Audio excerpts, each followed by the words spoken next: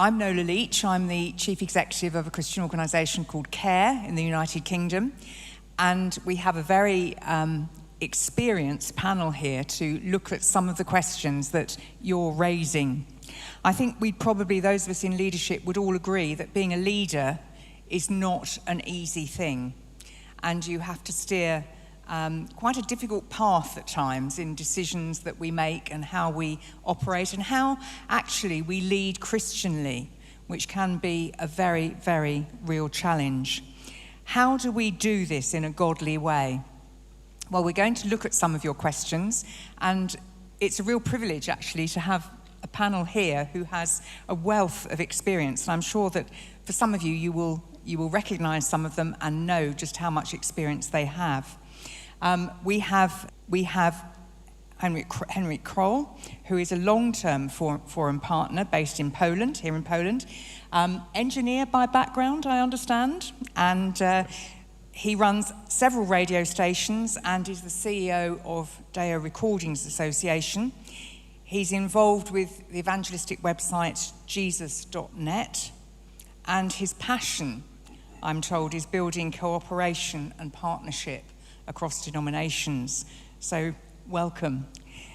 Thank you. Then, next to him, we have Luda Whitlock, who's led a variety of Christian organisations in the US, including the Reformed Theological Seminary, and has been asked to step in and help lead many struggling organisations over the years as well. His years in ministry have been marked by an effort to bring mutual understanding and cooperation within the worldwide evangelical community. And he's also invested a lot in raising up leaders and establishing life-work leadership. So again, a wealth of experience. I'm sure if you look at your biographies that you've got on your electronic binders, or if you are one of those people who has a hard copy, you'll realise that there is a lot more in their background that is going to be very, very helpful to us. And then at the far end, we have Ken Sand, who's considered to be one of the experts on peacemaking, reconciliation, and relationships. His websites are Peacemaker Ministries, an organisation he started and formerly led, and Relational Wisdom 360, his new ministry organisation, and again focuses strongly on relationships in the family, the church, and the workplace, and is also an engineer by background. That might be interesting with the two of you. Are you going to hold your own, Luda, do you reckon? You'll be able to manage these two in the discussion, do you think? Right, okay. Well, perhaps if I could just kick off with a very, I suppose, foundational question. I wonder if each of the panel could, just in 2 sentences, explain to us, there are all sorts of models of leadership in the world today, and they seem to go in sort of phases and so on. But what for you would be one of the fundamental qualities of a Christian leader? Henrik, do you want to go first? I would say caring for people outside and inside the organization. Bringing it back to reality, making less money than some of my people. Thank you. Luda. I see leadership as a desire to help and a stewardship commitment. I think leadership ought to be exercised according to a given situation, although my preference is a collaborative style of leadership. Ken? You know, I think of James 3:17 talks about the wisdom that comes from above. It's peace-loving, it's pure, sincere. They're relational qualities. And those are sometimes called soft skills. Technical skills are hard skills. Those are certainly important. But I think lasting leaders who make an impact on people have very strong soft skills, relational skills. Good, thank you. Coming out very strongly, obviously, people in that. So just thinking then of leadership, we've got a question here about what you think are the specific threats and weaknesses in the transition period of an organisation. Are they, for example, reducing staff, changing structures, developing cultures, their times of change? What are the threats and weaknesses that you see when those sort of things are happening? Ken, do you want to start? Yeah, I just wrote a blog. It's on our website, and it's called Leadership Transitions, the Good, the Bad, and the Clumsy. And I've been involved in a lot of meltdowns in organizations. And sometimes there's really bad people who are forcing things, undermining things in the background. I don't run into that a lot in the Christian community. Occasionally you see some really outstanding transitions. I'll talk about that in a minute. What I see more often are clumsy ones. And I think one of the real problems is the leadership team just is not looking ahead. They're putting off tough decisions. They're not facing the fact that there's a transition coming, maybe for economic reasons. Maybe the CEO is reaching the end of his career. And I think too often organizations wait until the last minute, and then suddenly they're scrambling, and too often they take sort of impulsive action that just isn't thoughtful, it's not timely, people get hurt, and a lot of organizations are deeply wounded in that process. And so I think looking out ahead, and again, there's some very specific things in that article, but to have transparency in the organization where you can really talk honestly about these issues, you're not afraid. I know one organization that every time the elders talked about a transition, the CEO said, fine, here's my resignation. And everybody's, no. And he just kept shutting down the conversation. So we need to have transparency, we need to have reality, we're looking at the facts, seeking unity and good timing and humility. Those are qualities I think are really helpful in a good transition. A couple of things I would say. The first is to give as much attention as possible to the institutional or organizational culture. Often we think about the things we want to do, the people that we want to be involved with, that is the goal setting and the planning and everything of that nature, and we forget that the essence of any organization is the people who compose it, what kind of people they are, how well they work together, and their collective desire to make a difference. The degree to which you have genuine love and trust and effort to work together for a common good, you're going to have an organization that will move forward, and that will be the best foundation for any transition. I think most leaders will tell you if there is any problem they hate to face and which they find most difficult, it is personnel decisions, usually when you're letting people go. But it can be with transitions also, because the person who's selected as a new leader may not fit that organizational culture, and if that's true, you're going to have a very wrenching experience. So would you give any particular advice to a leader in that situation who has a vision for where they want to get to? And there's change, so they want to get engaged with change to make it happen. You've talked about the organizational structure. Is there a window of time in which they can make change, or is it a long period to listen to people? There's always a honeymoon period in any organization. When you come in new, everybody has high hopes, and you're going to be the great new leader that will take them to new heights. And there's also that period where they extend goodwill and give you time to see what you can accomplish. After that, if you don't really build their trust and give them a sense of your own competence and ability, you're going to lose credibility, and it'll be difficult. Beyond that, it seems to me that the longer you work with a group of people and the more you work together, the stronger the team should be, and the easier it should become to move forward. Not Not that the tasks aren't more challenging. They can be much more challenging. But you should be far better in working together. If I had to have a different illustration, I would say marriage.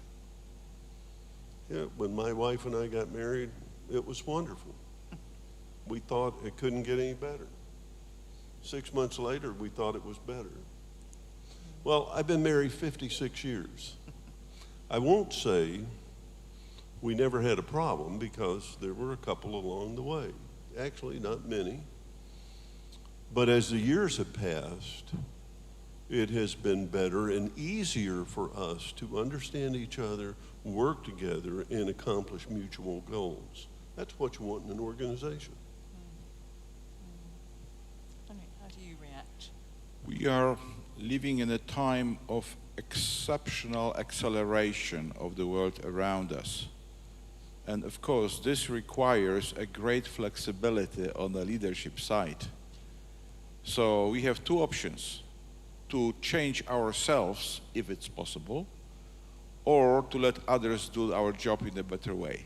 And it's our choice what we should do. If we really care for the vision, if we really want to be successful, we don't want to block the position because we are in power to influence the board and to do things our way.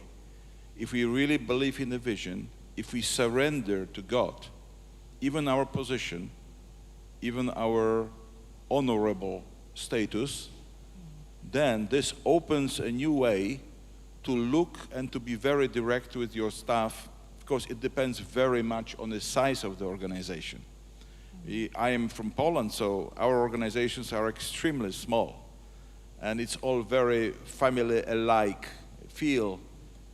But again, with some organizations I'm involved, there is a built-in system of a constant carousel of responsibilities, particularly in the volunteer situation.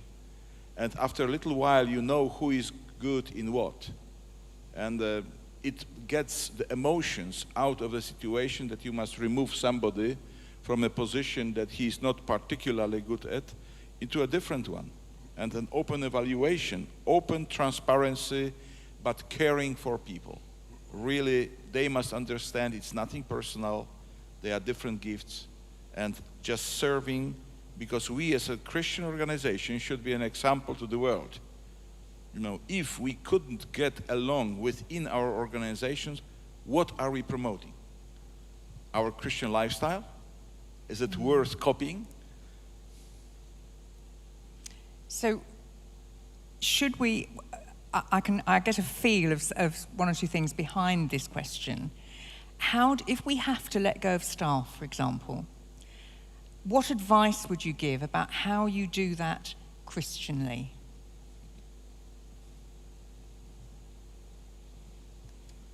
You know, one of the things I've noticed over the years is that when there's conflict in a Christian organization, a church, or a ministry, it can be really severe, really devastating. And I think part of that is we have much higher expectations. When you're in a Christian organization, you think everyone's going to love me, everybody's going to be godly, everybody's going to do the right thing. So we raise the bar up so high, and if there's any disappointment, we can just be devastated by that. So first of all, just be aware that there's very high expectations in a ministry. I think there should be grace in a ministry, that if people are struggling with something, we work with them, we talk with them, we give the opportunity to grow. Sometimes in Christian ministries, we're afraid to talk about these things, so we put it off until the problem gets too big. So I think we should talk about things early, give very specific guidance on what needs to be changed. But if I've made a mistake as a leader, it's a few times I waited too long to let someone go. And I just should have faced it. There's an old adage, hire slow, fire fast. And there's some wisdom in that. You can just have the whole thing drag out so long, and sometimes it's better just to sit down and have an honest conversation, as gracious as you can, but just indicate this isn't working. Identify the person's strengths and indicate there's surely another place where those gifts can be used, but don't soft pedal it. It stretches out the pain. I would say if you have made a decision to hire someone, you have an obligation to work very closely with them during the initial weeks and months after you've hired them. Not only to be sure they understand what your expectations are, but so they feel your support and interest as they enter into all of these responsibilities in doing their job. I think there should be a way for you to not only encourage them, but where you want things done differently or expect different results, to give them an idea of that and help them know it's not this direction we want to go, it's this direction we want to go. And the earlier you do that, the easier it is for them to understand, accept that, and grow into the job. And if they're not doing that, then you're able to say at that stage, is this really working the way you want it to work? Are you as comfortable in this job as you thought you would be? Is there a place you think you might fit better? And what you're ultimately trying to do is you're trying to fulfill your own responsibility to help this employee become all they should be for the organization. And if they can't be, as you walk along beside them, you're going to make it easier for them to acknowledge this isn't working, it's not a good fit, and often they'll know it before you tell them. And then you can find a way to help them accept that and either move them elsewhere or say, you know, I'm so sorry this didn't work as I thought it would. What we need to do is help you find a place where you fit. It may not be in this organization, but let's work a transition. Okay. So you try to treat them, I would say, as Christianly as possible. Do you think there's a danger in a Christian organisation that we muddle that up with being, well, we've got to be nice, we've got to be kind, rather than addressing the issues? I think one of the things we fail to do is give enough direction on a regular basis to people. And so we back off, and the problem gets worse. And the more it gets worse, the more difficult it is for us to deal with it. And ultimately then, there usually is a strong emotional response in which we tend to overreact in letting a person go. I think a Christian leader should really feel his dependence on God, and he's being supervised by God in a special way. And if he is passionate about the vision and about the ministry, he will pass some of that passion to his colleagues, and they will be with him as a team passionate about it. And if somebody sticks out of the crowd, it's very obvious that he is not a proper match. And for those who were attending Bob Beale's talks, he is covering in a beautiful way this very subject. Exactly how to match, how to find the people, how to fire people, always being faster than slower if it doesn't work, but with a total clarity, honesty, and a good advice what to do next, so that people are expecting a change as soon as you know that they should be replaced. I'll just add one other comment. I think one thing would prevent a lot of these issues in organizations if you have a practice of regular job performance reviews. Too often we don't do that, and so problems build and build and build until they are explosive, until there's intense emotions, and people feel like, why didn't you tell me this, 6 months ago?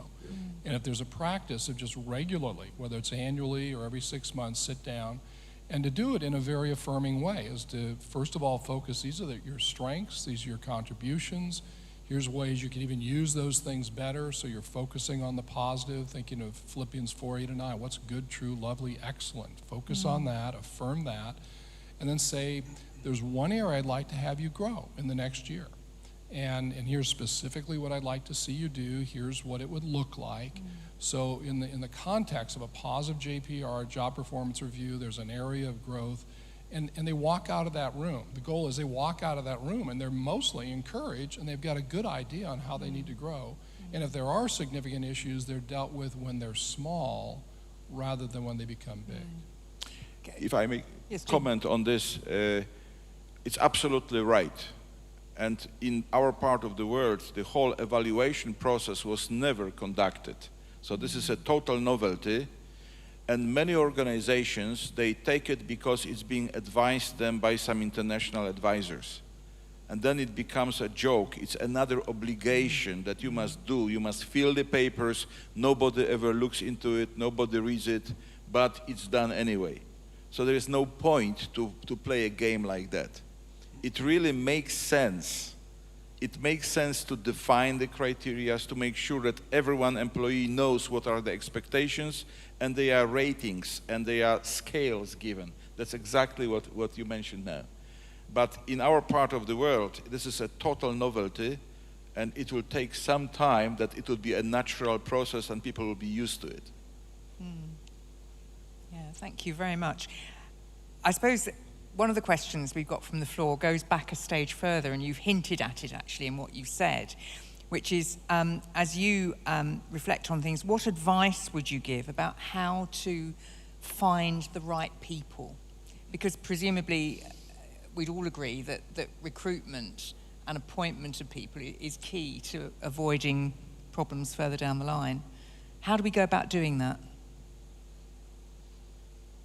Again, I would say every organization has its specifics. We work a lot with volunteers. And we have like 1,400 plus 300.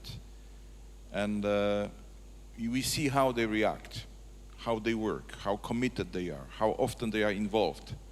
When somebody is really good, we ask him to take some more responsibility, to be a coordinator of a small group of volunteers, and so on, so on. To make a long story short, the best guys who prove themselves to work for us well for free, they would be the natural candidates to hire and to give them good salary.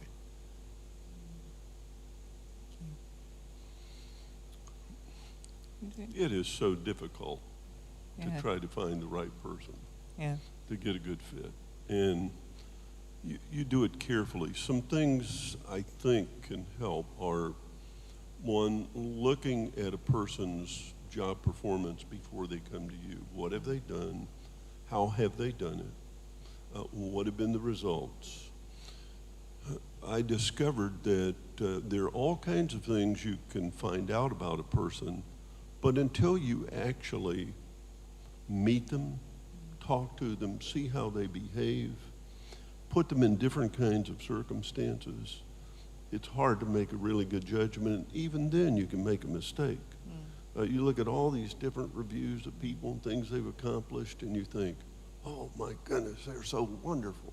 And then, if you're not careful hiring them, they get in the office and you say, how did we ever hire this person? And you wonder how it could be so different. I worked in education, and we would hear all kinds of things about people being great scholars, their writings, their teaching, and so on. We discovered you could gather all that information, but if we actually brought them to our place, and instead of merely having them visit with faculty and perhaps teach, what if we had them in social settings where they ate with students, or they visited with some other faculty and their wives, and they didn't think this was a part of the process. They thought it was just we were being nice. But we often learn more about them in very informal circumstances like that than we did with all the other information gathering. You know, just one caution on hiring volunteers. Henry's right. When you see how people actually perform, you get a good idea. The one danger there, I remember a very well-known ministry leader in the United States, Larry Burkett, cautioned me. He actually said, never hire a volunteer. And I don't think he was quite that absolute in real life, but the caution he had is if someone's volunteered for you and you have a job opening and that volunteer applies, you may feel sort of this obligation to give them preference when really they're not the best qualified. So you have to have the courage that just because they're a volunteer and they're applying, if they really aren't the best positioned, to have the courage to just say, I'm sorry, we appreciate your volunteering, it's been very valuable, but not to let that skew the decision. I agree with what Luder said about the social setting. I attended a workshop a while ago on hiring, and the person who I think had a lot of wisdom said that he finds that a formal interview in the office gives him very little information. Of course, you do a lot of initial screening with the resume, with the criteria. Those are the things that even get the person in front of you. But what he found was getting them into a social setting, see how they interact with other people. So it's not just you talking to this person, bring other people into it over a meal, over some kind of recreation, over some time. And if you're a good judge of people and you see this individual interact with other people, you're going to see elements of pride, you're going to see elements of empathy, you're going to see communication skills, you're going to see all sorts of things come to the surface in a normal interaction. Another thing would be to bring them into an office setting with your team and engage that person, not just in a formal interview, but maybe even have a regular staff meeting and invite them to participate. But see them in real life, Okay, we've mentioned volunteers, and we've been talking a bit about organisations, and I think some people here perhaps are not necessarily working with organisations, and we've got a question here, and I wonder if you could give your thoughts to this about what would be the core values or doctrines needed to plant a church in a particular environment. Yeah, so if you're a leader, what do you think are the core values that underpin the planting of a church in any community or environment? I've been doing quite a bit of training with church planters, and I've actually done mediations with church plants that thrived for a while and then crashed.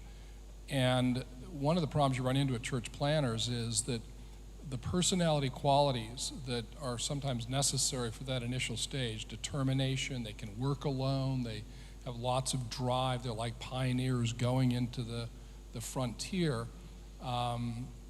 Those are great qualities to have when they're just starting, but as they start to build their team and have other people come involved, get members of the church, some of those church planters actually turn out not to be very relational people. They're not very good at delegating, they're not good at engaging people, and so you've got to be really careful. Here again, I would say the relational skills are important, and even just for pastors in general, in my denomination, we put a pretty high premium on doctrine and theology. Our seminaries are very rigorous, and I like that. I appreciate good doctrinal theological skills, but I've never seen a pastor lose his pulpit for poor Hebrew skills. If a pastor loses his pulpit, it's because of relational problems. So I think we have to be very careful. We can look at the resume and the credentials and the degrees and all that, but again, the relational skills are what are going to make or break a leader in most of those settings, because the church is about community, and community is relationships. So I would look very much at those things. I tend to underscore wholeheartedly what Ken has said. In terms of values, you expect very strong character, honesty, integrity on the part of someone who's called to the job. You expect good theology and biblical knowledge with a church planter, but ultimately it will rise and fall with that person's social skills. And so it's very easy to overlook that skill set. And some people think about their ability to organize, their ability to preach, to do any number of things, but if you cannot work with people, and if you cannot get people to want to work with you, then you're going to have a tough time. I would say, in the context of church planting, I just simply can't imagine to hire somebody to be a church planter. I think this should be a natural need of somebody who has this vision from God, and he will do it if he's asked or not. He's called by God to do it. And in a way, he is going forward for his vision, and he really wants to deliver what God put on his heart. We had some very bad examples in Polish context. In the time when the first time there was a talk about church planting some 25 years ago, and came some missionaries and who simply came to the Bible school and said, "Who of you would like to be a church planter? And by the way, we will give you $100 a month," what was a fortune at that time. And you know, this really killed some denominations because they went this line. So I would say there must be a very explicit, natural call of God. And then there is no question if he qualifies or not. Because could there be a mistake? Yes. But in a way, it's less a problem than to try to make a whole lineup and then find another scholar who couldn't find a job anywhere else, and there is a budget somewhere to be a church planter, and he will never deliver. And of course, the social skills are absolutely must, and in every position of a leadership, if you don't have social skills, you should become a first secretary of Communist Party or, you know, another crazy dictator. I'm thinking of a particular individual I knew. Okay. He was a wonderful evangelist. He was a very good church planter. He's the only person I ever knew who did 3 different churches in the same building. He built them up, they moved on, and he built up another group. 3 different congregations in the same building. That's impossible for most people to do. But it underscores what you said. So would you say, because we think of the visionary and we talk about a call from God, and obviously that's vital, but very often the visionary and the person who's got that call has this passion for doing it. Are you saying, unless as well they have the relational skills, they can't do it? Is it one of those things where you can't bring people round you who have the relational skills, that the church planter himself has to have those skills? You know, I wouldn't say there's any, you know, this is the rigid set of skills that everybody has to have, because I think there are probably church planners out there, as Henrik said, that they have the passion, the call, and maybe they really are the startup person who would just be there for 2 or 3 years just to get it going. And that they really don't have the team building capacity, the delegation, all the other things. And just to be realistic about that, they can launch it, but then they have to very quickly say, I've come to the end of my gift set, and now we need to bring someone in who can take it the next step. Okay. Other people could come in and be there for 10 years and grow with the church. Okay. So I think the main thing I would just say there is to be honest, to be realistic. One area where many church planners, I think, get in trouble is they don't have true, meaningful accountability. They are running the show. They do what they want to do. They don't have people who are strong enough to speak into their lives. And I think the sooner they get some people who can be that way with them, iron sharpening iron, and even help them realize when they've come to the point where they need to make a transition. I've just seen too many leaders that were going down a wrong road. Other people saw it, and nobody had the love and the courage to speak up. So we all need some people around us. I'm willing to come back and make a Okay. corrective in saying this. You can't do the job well without having good relational skills, but you can have relational skills without the other essentials, and you don't get anything accomplished. If you don't know how to organize, if you don't know how to delegate, if you don't know how to determine what needs to be done, who's best to do it, and all of those things that become part of being a leader in an organization, you will not get very far. The relational skills become the glue that helps hold things together. That's a part of it. You have trust, and you have mutual affection and support for one another, all that's critical. Thank you. Can I move us on? We've talked about churches, we've talked about leadership. We've got a very specific question here in relation to leadership in the public sphere.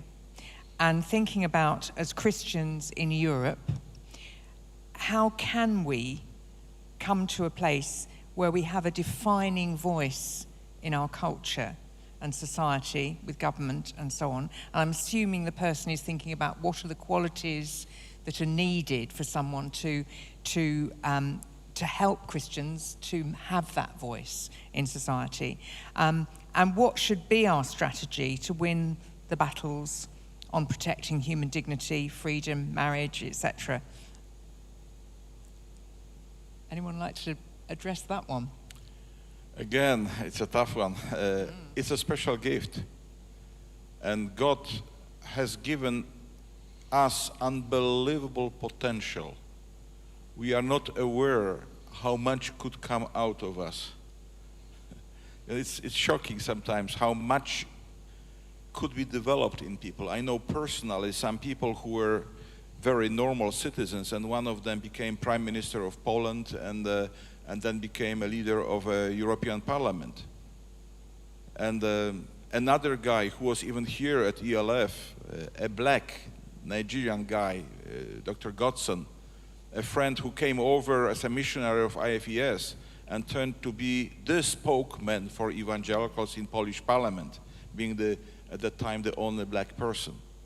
So, it was natural. They were clear in defining their life. They were full of integrity, and they were taking the very opportunity.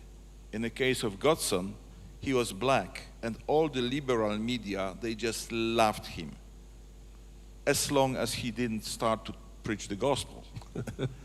And occasionally he did.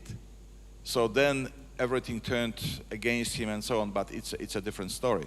So I would say clarity of convictions, but there must be a special call and anointing. I have another dear friend of mine who is a devoted Christian who wanted to get into politics, who is a young guy, well-trained, good speaker, and he was not elected in the last 2 elections into parliament.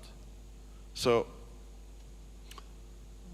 my answer is there are needs in society that everyone acknowledges.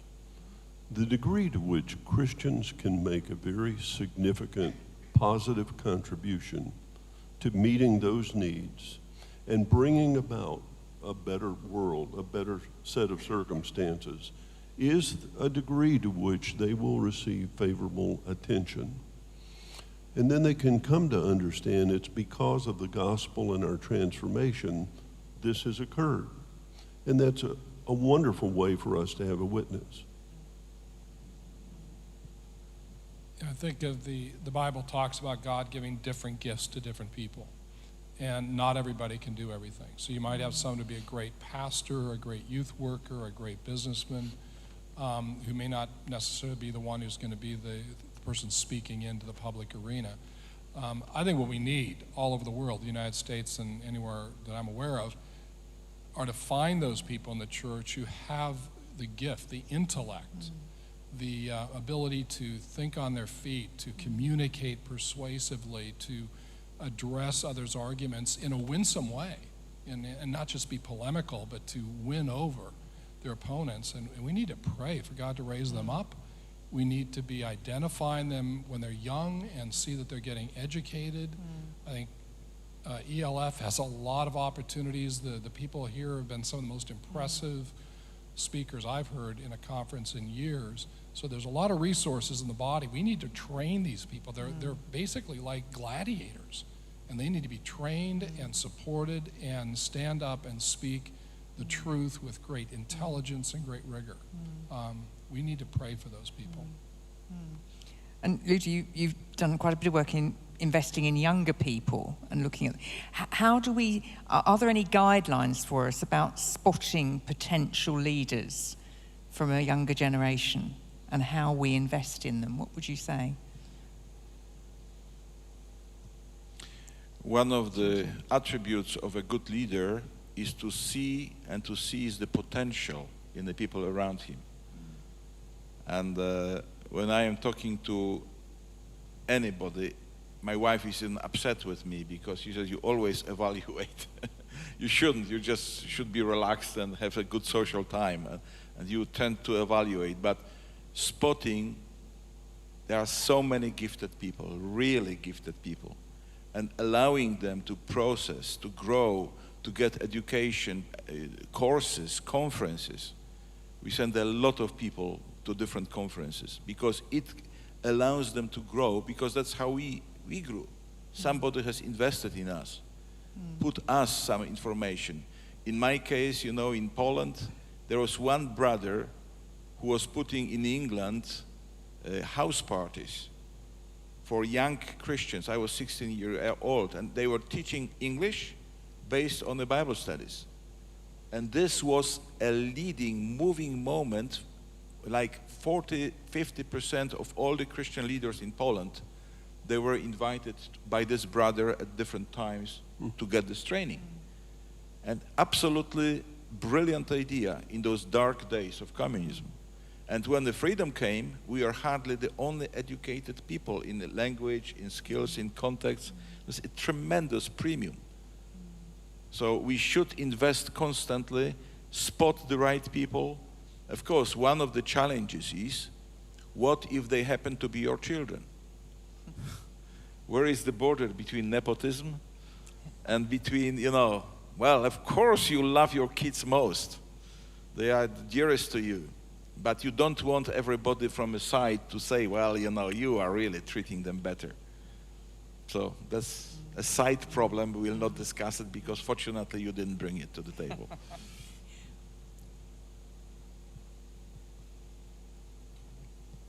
Ludo, have you got anything to add? Pardon? Have you got anything to add to that in terms of investing in young people? I think we always have to be talent scouts. And one of the most difficult parts is to realize that some of that talent is very latent, and so you don't see it. And therefore you realize what you're going to have to do is give all kinds of experiences and encouragement and see what happens. And realize over a period of time, with enough opportunities and experiences, some of the people that don't look as if they can do much at all can in time really become quite good leaders. In fact, it's almost like the ugly duckling story. Yes. And I think, you know, my own experience is probably that way. If I would never have thought that I would end up being in ministry. I certainly would never have thought that I would end up doing the things I did. As a matter of fact, very idea of speaking in public just petrify you, you know? Yeah. It can still be difficult in certain circumstances. And there are all kinds of other things. And there are some people that only see the things they can do. There are others that are bothered by the things they cannot do. And we have to find a way to help those who are bothered by the things they cannot do so they can rise above their limitations and circumstances to become good leaders. Thank you. I've got a very practical question here from someone in the audience about handling an organisation, probably a challenge that most of us face actually, when fundraising giving is poor. And as a corollary to that, when is it ethical to say we have to close it down? So how do you handle an organisation? How do you lead it when fundraising giving is poor? And when is it ethical to say we have to close it down? An old adage I heard years ago is Christian organizations, when they lack money, they spend people. And when we don't have a lot of funds, we expect more and more of our people. They put in longer and longer hours. the stress builds. Now, there'll be seasons where that's legitimate and appropriate. We go through times where things are lean.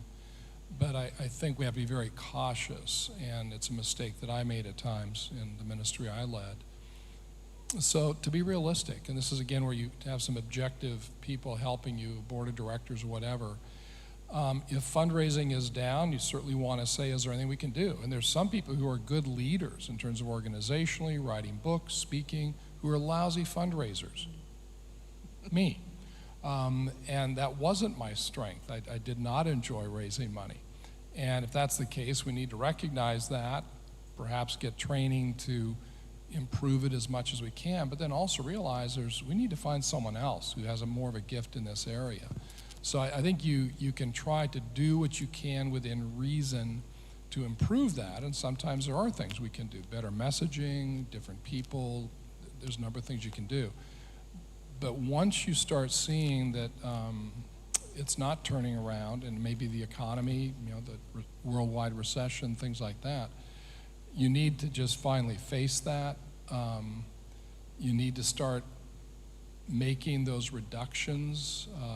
We did this in our ministry a few years ago and got the whole leadership team together, evaluated every program, every project, every position to see which ones really were core to the ministry, which ones could be cut, what were the savings, what were the costs.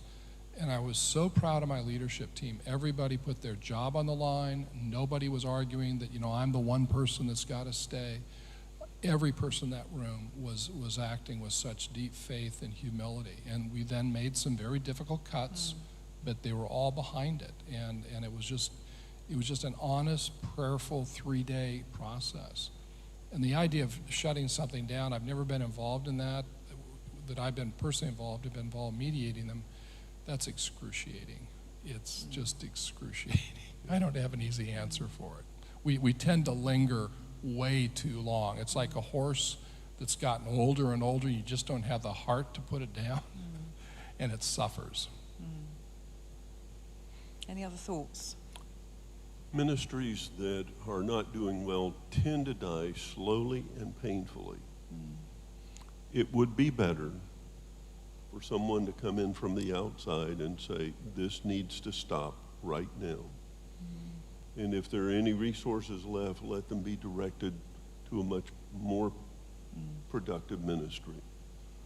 There are very few organizations that will do that, but I think there are possibilities that outside consultants or leaders could help them come to those decisions. Now, it's also possible that an organization that's not doing well could either have a new infusion of leadership or training that would enable it to turn around and become successful. And you have to be able to decide which of those is the best decision. There is a phrase that I really didn't like, that one of my good friends was always telling me, God pays for what he orders.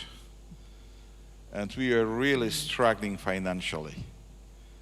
And so we are just saying, well, okay, Lord, should we close down, should we not, what direction to go?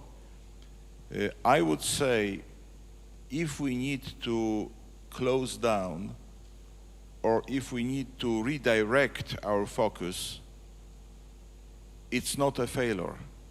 It could be a next step. It could be much better, because we have this wonderful biblical promise that there is a lot of work in the field. And it's true, as many people, organizations always need more people. So it's just a matter of refocusing, of being open for new options, perhaps going outside our comfort zone. And in my life, I witnessed several top performance and low performance of different methods. Message should be always the same, but methods should change. I remember when in Poland 4 Spiritual Laws was the hit. Everybody was excited about it. Then there was an era of Jesus film. Everybody was excited. Now it's okay. We don't want to kick somebody who's laying already. It still works some. It's nothing negative. Theology is perfect, but Then there was a time for radio, Christian radio. Now it's over, and I know it because we have 6 radio stations. It's not an evangelistic tool anymore. And there are many, many things that are over. So switching to the next big thing, it's not a failure. It could be a wonderful beginning of a better thing than ever. And in my careers of many years, we are now at the stage that I would never even dream about. God is faithful, and God needs hands to do His work.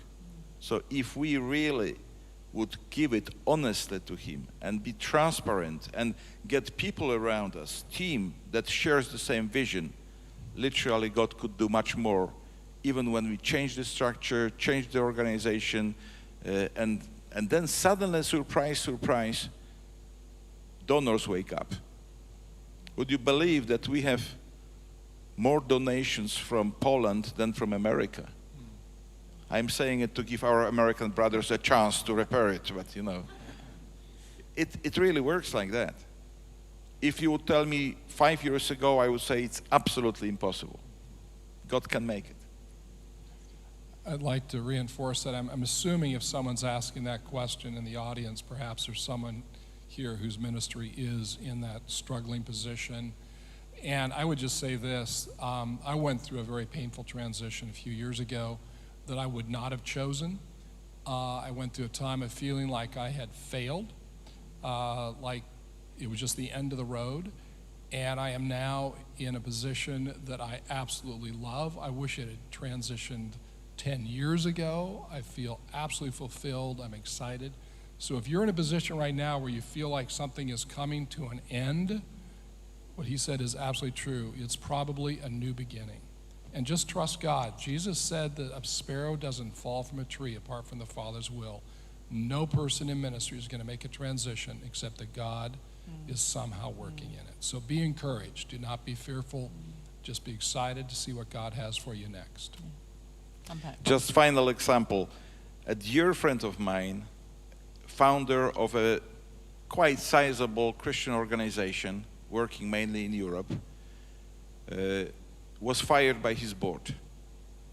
A founder, president, making it successful, money on the account, fired on his board. A week later it happened, he was in Poland, he visited me, and I just embraced him and I say, congratulations, congratulations, how wonderful. He couldn't believe if I am crazy or I am joking. And I say, just look at it. The structure you have been developing in 40 years is now such a burden. You have so many overheads. You have so many responsibilities, and your board has released you from it. It's not anymore your problem. Now you are left with 80% of the giving, because people were giving it to you, you have been the leader, and you have 10% of your expenses. You have a new beginning. What an opportunity, and today he is thriving. I will not give his name because he's at this conference. So. Fantastic. Well, that actually moves us on quite nicely to 2 questions, which I think will be towards the end of what we've been talking about. But first of all, how do we balance ministry, career, family? So a very personal thing. But also, how as leaders do we finish well? There was a book recently published in the United States, I think it was called Platinum Leaders. And the author went around and interviewed like 300 top leaders. Some of them were United States presidents, cabinet members, corporate leaders. I mean, these are the top of the top. And he made an interesting statement. He said when he was doing these interviews with these leaders, at one point about a third of them in the interview began to cry. And these are military generals, chief of staff. These are not people you think of crying. And the question that they cried at was when he said, as you look back on your career, are there any personal sacrifices you made that you regret? And that's where about a third of these people began to cry, because they looked back and they realized that they had basically sacrificed their family on the altar of their career. And when I heard that in a seminar just a few months ago, I reflected on it, and I was in a room full of people, and I thought, if there weren't people in here, I'd start crying. Because I look back and I realize there's times that I was so consumed with my ministry, so passionate about it, and I think it's easy to do because you get success in your ministry, you get fulfillment, that I realize I was too consumed at times. But then I thought of a reverse question, and I thought, are there any professional sacrifices I made where I did not do something professionally for the sake of my family? And I immediately thought of several of those sacrifices, and I had nothing but joy. I did not regret them once. And so I would just say, if there comes a point where maybe there's a big trip, a speaking arrangement, something that you're really, boy, it's just really an important thing, but your son's graduation or your daughter's something is coming up, sacrifice the profession. Be there for your family.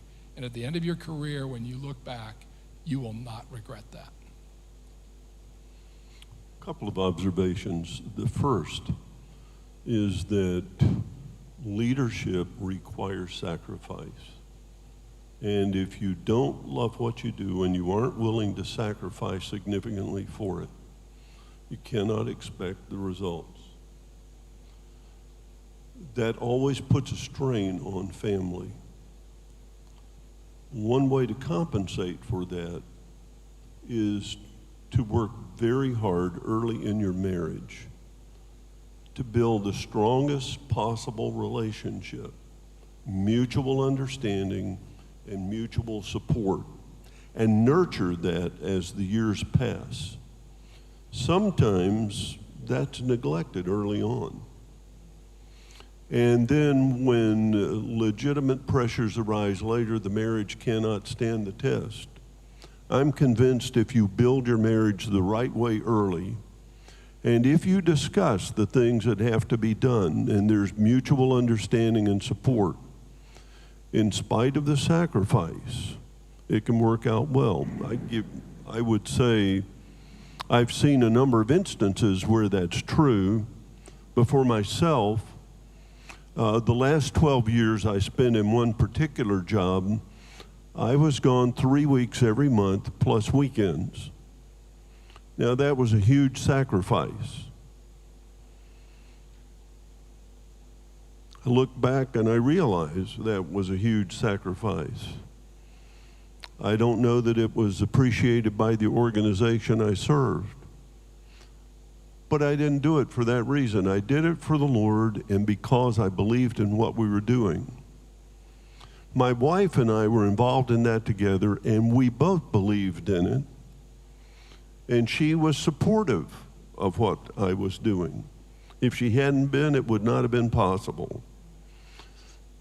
So you say, you come to that point of sacrifice. If there is not that mutual commitment together, and you push to sacrifice, you're going to sacrifice your marriage. And you can't afford to do it. Yeah, absolutely. Heinrich, quickly.